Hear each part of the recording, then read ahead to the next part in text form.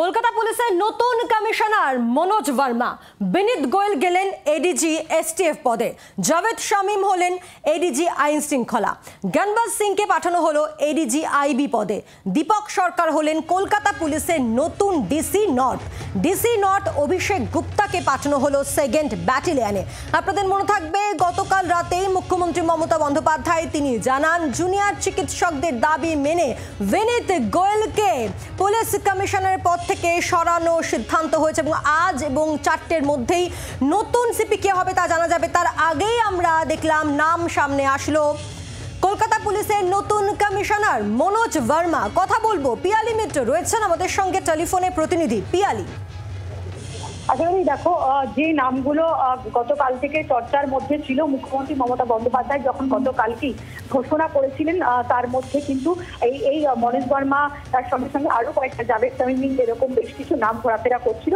কিন্তু সেই তালিকাতে সব থেকে একেবারে প্রথম সারিতে এগিয়ে ছিল মনোজ ভার্মা।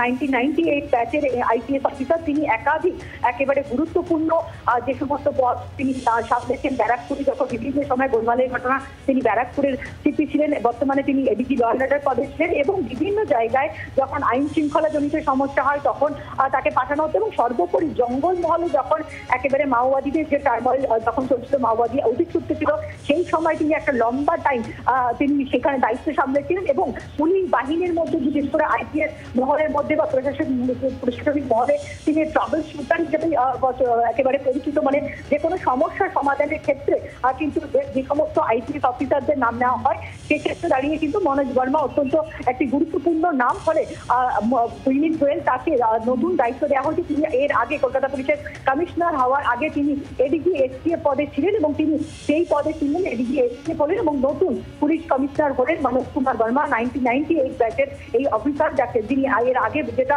একেবারে জঙ্গলমহলে যার ভূমিকা বিভিন্ন ক্ষেত্রে প্রশংসিত হয়েছে, যখন মাওবাদী এলাকা ছিল, মাওবাদী অধিষ্ঠিত ছিল, তারপরে একাধিক জায়গাতে তিনি ব্যারাকপুর কমিশনারেটের সিপি ছিলেন। এডিজি ল অ্যান্ড অর্ডার হিসাবে তিনি গত 1-2 বছরের বেশি সময় ধরে তিনি দায়িত্ব সামলাচ্ছেন। ফলে খুব স্বাভাবিকভাবেই পুলিশ মহল তার নামটা সিপি হিসেবে তিনি দায়িত্ব পাওয়ার পর পুলিশ মহলে হিসেবে যেটা এই মুহূর্তে কলকাতা পুলিশের যে অবস্থায় রয়েছে বা যে জায়গা থেকে মানুষের একটা ক্ষোভ রয়েছে, সেই জায়গা থেকে তিনি সামাল দিতে পারবেন বলে পুলিশ মহলেরও একটা বড় অংশ মনে করছে।